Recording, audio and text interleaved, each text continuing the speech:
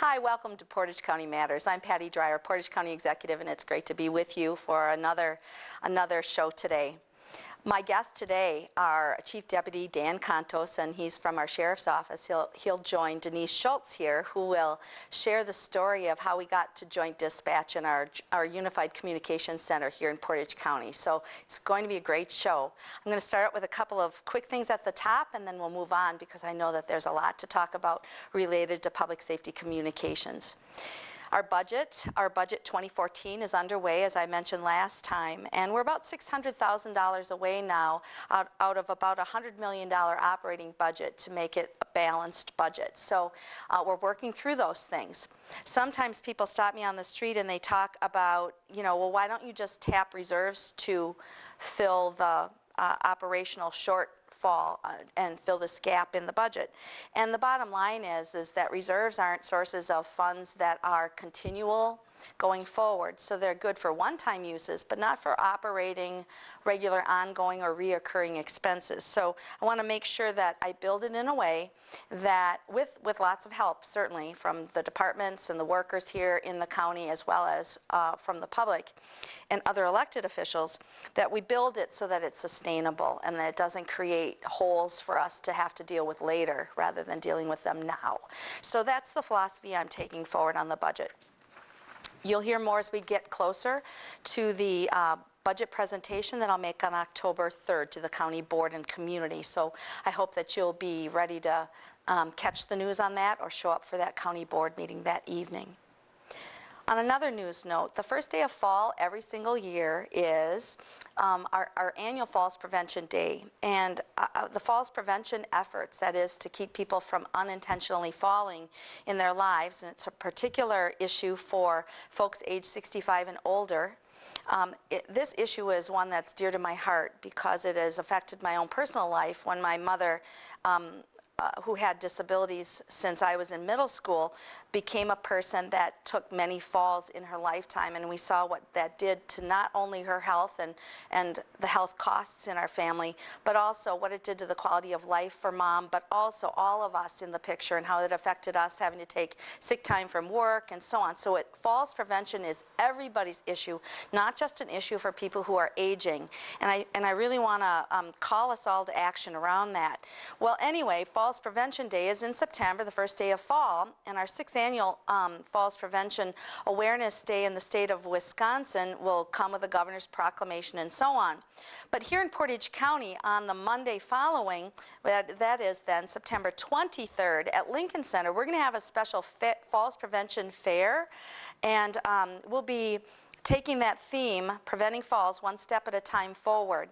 You'll be able to come for speakers, screenings, classes, demonstrations, all sorts of things going on. You'll even be able to learn about accessing funding to help you make home modifications to make your home safer so that it can help you prevent falls. So I hope that you'll check it out. You'll call the Aging and Disability Resource Center for more information. Their number 715-346-1401. And there are falls prevention classes available all year long in our community. We work a great deal with community partners and researchers on making sure our evidence-based classes are available for you, whether it's at the YMCA, whether it's at Adventure 212, or at Lincoln Center. So there's something for everybody in all age brackets, and we hope that you will take a serious step forward and help to prevent falls in your own life or your family's life. Another news note, I've only got two more. One is Gary Garski has now been appointed and confirmed as our new Health Division Coordinator and Health Officer for Portage County. Gary Garski is a longtime member of the Public Health Department, and actually he's been working in the Division of Health Services since 1991. He's been employed in the field of public health for nearly 25 years, and I've had the honor of working with him when I used to be on the university staff and directing the environmental station out on Sunset Lake. He used to be our health inspector out there. Let me tell you, if you want a good health inspection, ask Gary Garski, because he'll leave no no part of the kitchen unturned when it comes to the way that he's going to inspect and make sure that we're all safe. Certainly, Gary's diverse experience goes well beyond that, though, well beyond his work in environmental health. It's prevention and health promotion, public health preparedness and planning, regulation and licensing, health hazard and nuisance investigation, water sampling and testing of drinking water, but also recreational waters, an important part of our Portage County environment here, and environmental assessments for lead-based paint. Gary comes with a full skill set and the motivation to help us continue our progress in moving toward an accreditation for our public health department. So I'm very, very pleased and honored to appoint Gary Garski to that position. And everybody should know it was a national search conducted for this position, and also that the state of Wisconsin has to bless off on the credentials of the individuals before an appointment can go forward. So there are many people involved in the process. There were many involved, and we're going to look forward to seeing Gary help us lead the way for years to come in public health in Portage County. And the last news note I wanted to offer you was related to ERP. Remember that? Enterprise Resource Planning. It's that big software transition we're making in Portage County. It's a $1.4 million capital project. And Enterprise Resource Planning continues forward. Now we put out the request for proposals. This is our chance to start to gather the interest from vendors in the public who may be able to come in and help us and be the right fit for us to transition all of our financial and human resource software and different capabilities so that we're going to get closer to data-driven decision-making in Portage County. Well, I brought something along as a visual aid for you. No, I'm not sitting with the rest of the interview on my lap here. This is something I wanted to show you. So our request for proposals for Enterprise Resource Planning comes out of our procurement office, and the document looks like this, and it calls for vendors to give a response to something like 3,000 different functionalities that we're going to need from vendors. Now, I wanted to show you this. This is the response we've got from 3 vendors. We get to screen through all of these to be able to evaluate their potential fit for us in Portage County to do the job that's before us.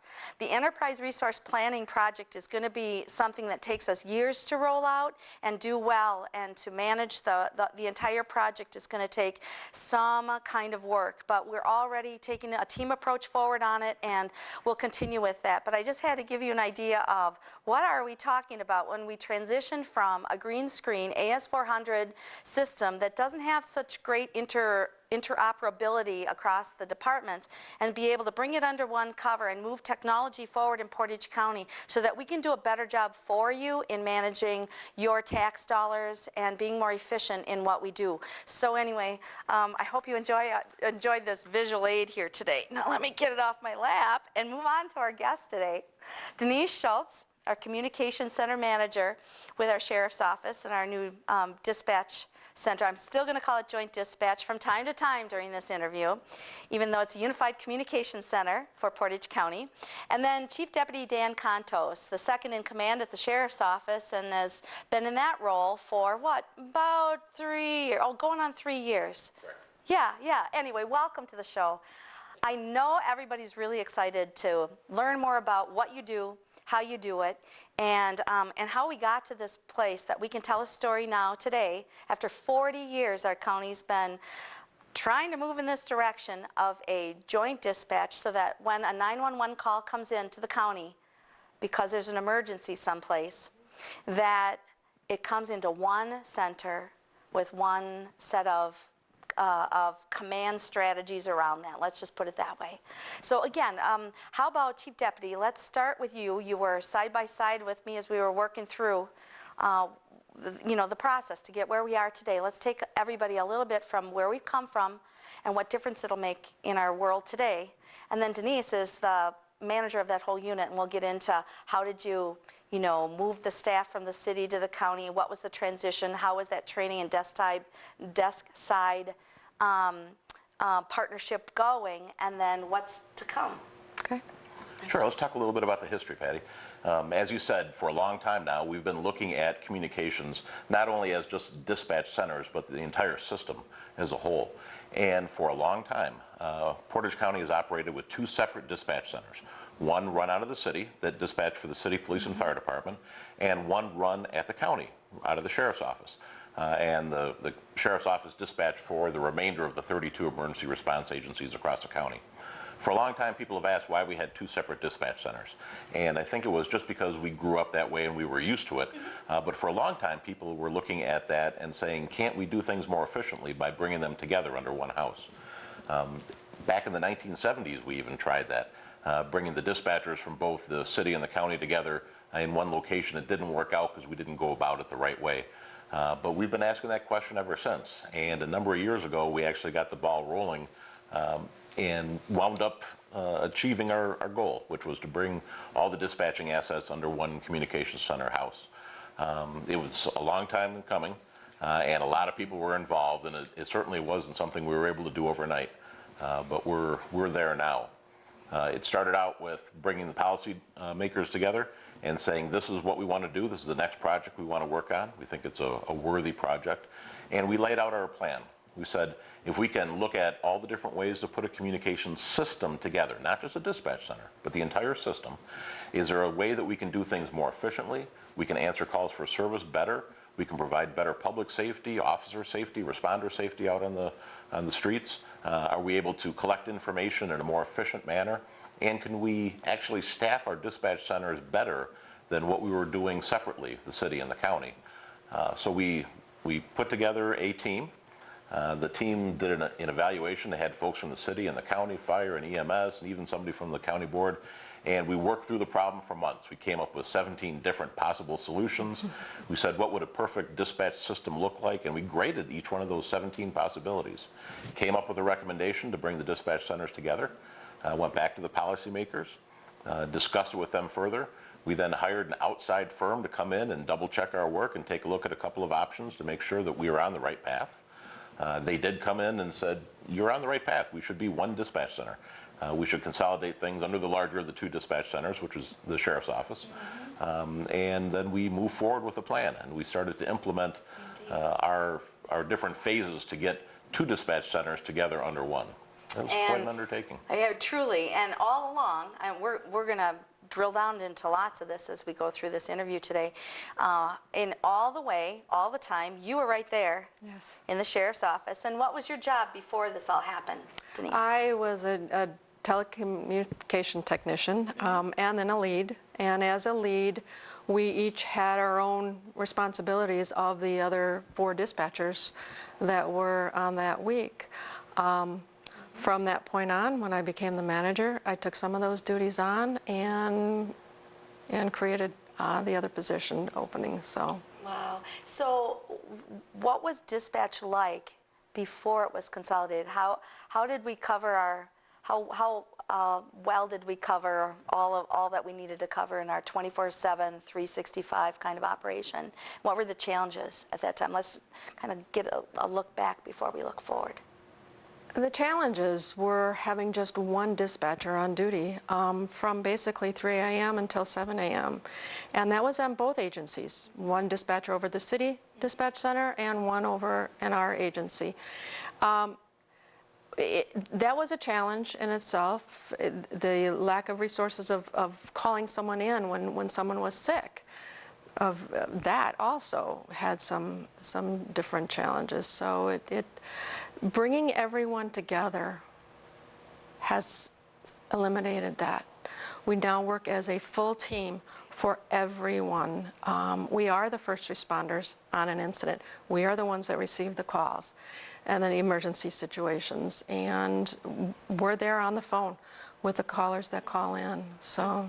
Indeed. So really, truly, when we looked, I remember the days when you came into my office, Dan, and talked with me about it, and it's like, okay, we've been very thinly staffed on certain hours of coverage. Of course, you'll call in people if there was a disaster or something to deal with, but in the meantime, you know, you wanted to make sure that we could back each other up. So if it meant that somebody needed to step out to a restroom or whatever, that you were able to do that without, having to call another officer in to sit at the console in your place, someone who had been trained to do that, but still. So all of this turns out to be that we've got a more sensible staffing structure to be able to do what we need to do as the numbers of calls continue to rise and our need grows as our population grows in Portage County. Sure. The picture for the 2 dispatch centers was the county had 10 dispatchers working, 24/7, 365. They had to cover all the shifts. The city had 7 or 8, depending on the time that we're looking at. And each one of those was really, the staffing wasn't adequate for either one of the dispatch centers. It didn't make a lot of sense to have one dispatcher working at any time. And you're right, when somebody would be in the dispatch center, I would literally watch dispatchers run down the hallway to use the facilities and run back so that they could man their phones again. I've tried to take a couple shifts of my time in dispatch. It is a tough job. Not anyone can do that. I've filled in where I can, but I certainly would want to do that job on a full-time basis. It takes a really special person to do that. To be able to multitask, to be able to take all those calls for service, the emergency calls that are coming in, sometimes one right on top of the other, and different incidents as well, and being able to manage all that in your brain and being able to send out the resources where they need to go and prioritize those calls as well. So having short staff really meant that we took a chance that something could happen. But we've gotten away from that now. So we'll never have that chance again for one dispatcher to be working and receive multiple emergency calls. We'll have multiple dispatchers in there all the time now. All right, so that's the dispatch side of it, the before and the after, if you would. Let's go to the field. Okay, so Chief Deputy, you're out in the field and an incident is taking place. Now, what was it like before when you had the 2 centers compared to what it's like now? What would it feel like or be like for someone who is a responder on the scene? Sure. Understand that we've got 3 law enforcement agencies that operate in the county primarily. The Sheriff's Office, the Village of Plover, and the City of Stevens Point. Yep. Stevens Point was on their own system. And when there's traffic on the Sheriff's Office radio, a lot of time you can't hear what's going on in the city. It's a pretty big population center for us, so there's a lot of activity that's going on in there. Oftentimes we would miss calls where the city could use our assistance, or we could pull them out into the county to assist us. The dispatch centers, because they were busy working on their own things, sometimes weren't able to copy each other's radio traffic. So we missed opportunities to be able to pool our resources together and do things faster and more efficiently and more safely. Now that all the dispatchers are in one place, they hear each other's calls. Instead of having to call across the street and ask for assistance or try to ask what a call was because you missed it, now you can simply turn over your shoulder and look and talk to somebody and say, what was that? Or can I assist? Or can I pick that up for you? Or not even have to ask, but just jump in naturally and send resources where they need to go. When you're a field responder, you are very focused on an incident. When something's happening, you're focused on that, you're focused on your safety and getting the mission accomplished. You don't have a lot of time to listen to other radio traffic. You rely on those dispatchers to do that for you. They are your ears in the back of your head, if I can use that analogy. They are listening for things that you don't pick up on, and they will either give you that information or they will right away send you assistance.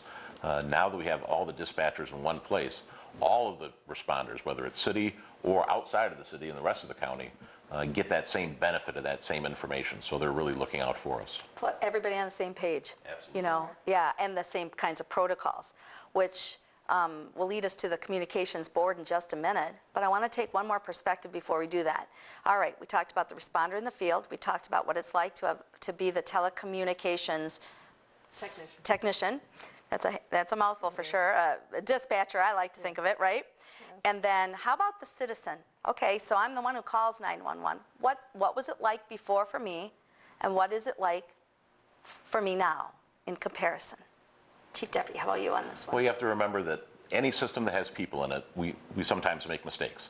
So when you have one person working in a dispatch center, or even 2, the chances of somebody making a mistake and somebody else not catching it is increased. So there may be times where a call would come into the dispatch center and we didn't get the resources sent out to the field as quickly as we could because maybe we didn't hear the right information coming in from the folks. You got to remember, people that call the dispatch center, some of them are having the very worst days of their entire lives. Yes. For us, it's just another day, but for them, it's a very special day. So sometimes they don't get out the information that we need. Sometimes we don't ask the right questions. But more often than not, it was one dispatcher being able to do one thing at a time and being able to get the resources sent out as quickly as that one person could do it or those two people could do it. Now what the citizens get is the benefit of a full dispatch center, being able to send resources across jurisdictions when necessary. They should be able to get their calls for service answered more quickly. They should be able to get the information they need more quickly.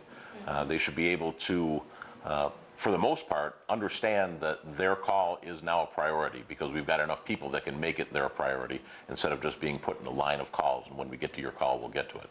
So they should get faster response. They should get a better response to the information that they're giving to us. And a more coordinated response. Absolutely. Correct. So let's talk about the oversight of this new design, of this new beginning. We have a communications advisory board, and I'm sure I'm not getting the name right, but it deals with public safety communications overall, and this is only part of the big overall picture. I think that's important for folks to understand.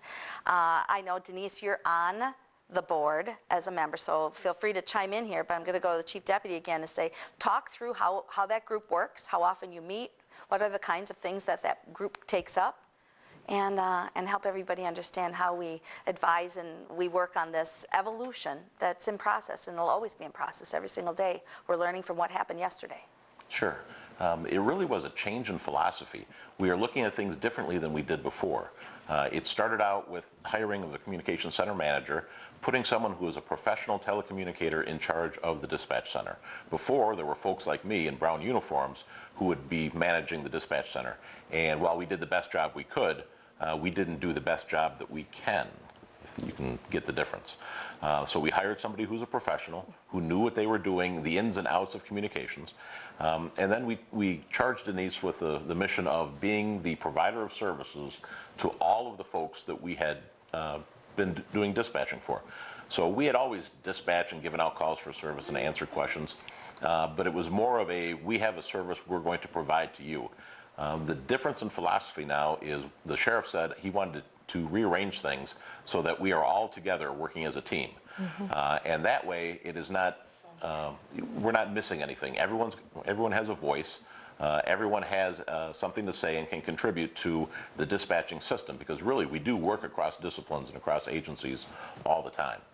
So we developed the communications board, and the communications board literally consists of a representative from every emergency response agency across Portage County, as well as the several associations like the Fire Chiefs Association, the EMS Association, and bringing all those folks together.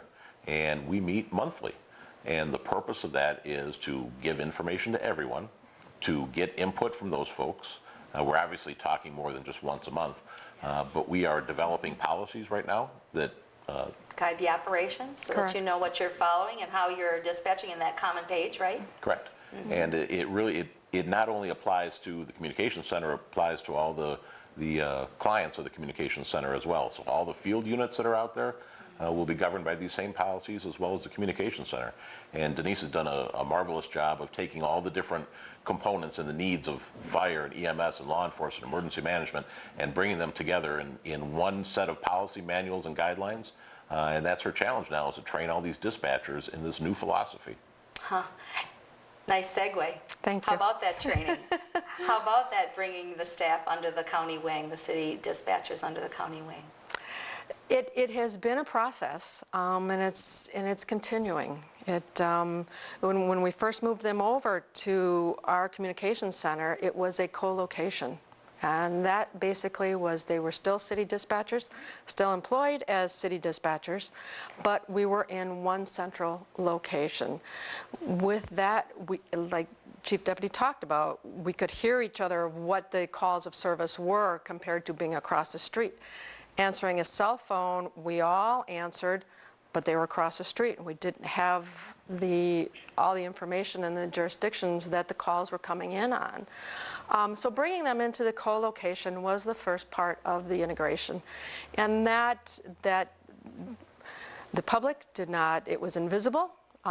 Everything went very smoothly. I had a phenomenal team of technological, from Motorola, from the phone company AT&T. Everyone worked together as far as the technical side to it. Having the resources of the city bringing theirs over. So that was all part of it.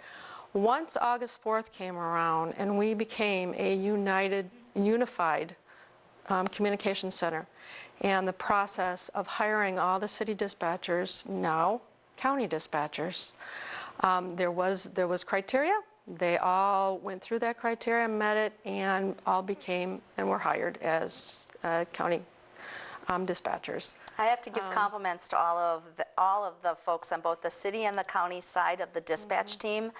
It really was the most seamless thing I've ever seen from an administrative standpoint.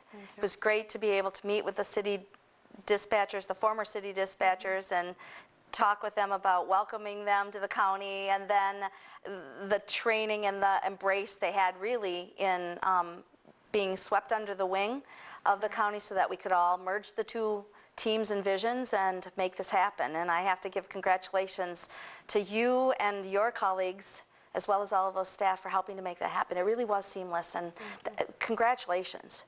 And I know the IT folks from the technical side of, the contractor side, but also our county's IT, information technology team. They were there with our maintenance and facilities staff.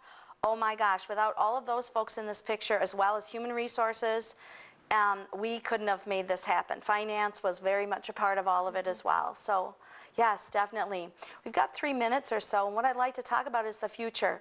What do you see coming down the pike? Let's talk just a little bit about technology and technology changes. And I want to refer to a letter I sent to the mayor and the other city officials in January this year, and it talked about the costs and how that was part of the picture and technology was part of this picture. So that it had said, the anticipated annual cost for hosting services, support, and net motion software maintenance fees for a joint dispatch scenario is $10,928 compared to the anticipated annual cost of over $14,000 for a non-joint dispatch model. So we know that there were different numbers of servers and databases and redundancies that were not necessary. Of course, you want to have some kind so that you've got backups if there was an outage in one of these kinds of units. Talk about technology and the new 911, the E911 system, and what our future will be, and what does this mean for all of us now that we're under one roof, so to speak, from a communication standpoint. Well, the new 911 system is coming online, should be up and running by the end of November. For the public, they won't notice any difference. When they dial 911, the call will come through, it'll get answered just like it did before. For us, it's a huge difference. Right now we have a system that's aging. It needs constant repair. Denise is constantly maintaining that system and working on it.